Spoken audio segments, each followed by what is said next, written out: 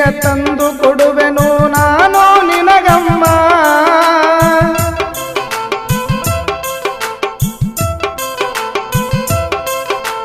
ಸುಂದರ ಮನೆಯು ಬಡತನ ಸಿರಿಯು ನನ್ನ ತಂಗಮ್ಮ.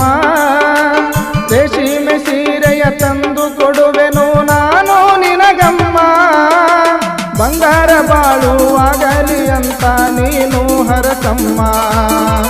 ಬಂಗಾರ ಬಾಳು ಆಗಲಿ ಅಂತ ಅನ್ನಗ ಹರಸಮ್ಮ. ನಮ್ಮ ಕರುಳು ನೀನಮ್ಮ.